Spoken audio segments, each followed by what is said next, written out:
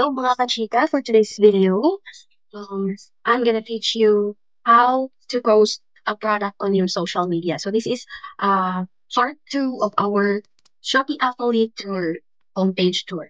Okay, let's go to the dashboard. So, mahina po yung internet natin ngayon. So let's choose exclusive offers. Dito po nakikita yung mga product na gusto mong i-promote and yung how much commission rate are you gonna have, no? So just like for example, let's choose this one. So you just click the product that you want to post in your social media account. How to post your Shopee affiliate product to your social media account. Okay, so you just have to get the link, you copy it. So the link is copied in the clipboard, is already in the clipboard.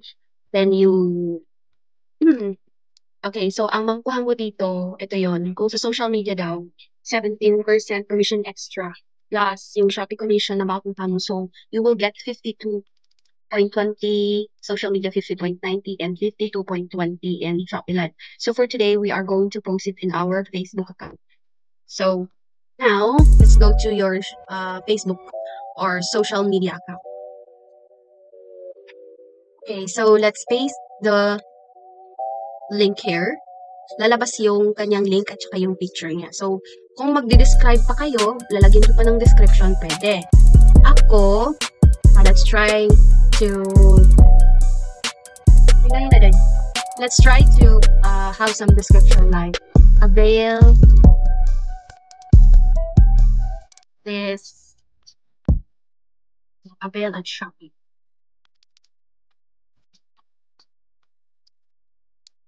Gusto natin para trending yung post natin. Then after that, kung marami ka pang gusto ilagay, bahala ka na. Pero pwede rin i-post mo lang siya kasi nandiyan naman din yung description dyan sa link na yan.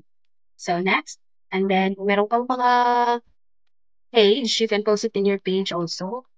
At yung mga register dapat sa sa Shopee. Yung mga page ko na yan, register yan sa Shopee. So I will post it also there to earn some clicks for the algorithm of your post. So that's it. Ito na siya.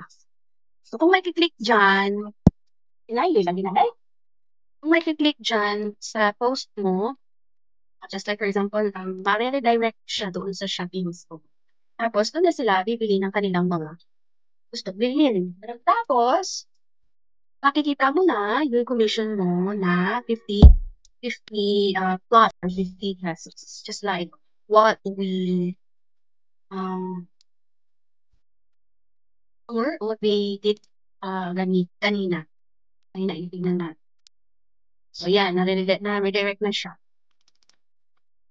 Direct na siya sa Shopee. Tapos ito naman yung commission natin. So ganun lang po kadali kung paano mag-post ng Shopee product dun sa iyong Facebook account or sa iyong social media account. Pwede din po sa Instagram, ganun pa rin po yung gagawin mo. Get the link and then paste it in your Facebook account or other social media. So ganun lang po siya kadali. Okay, that's it for today for our part 2 tour in my Shopee affiliate dashboard. Thanks for watching, guys. See you again for our next video. Bye.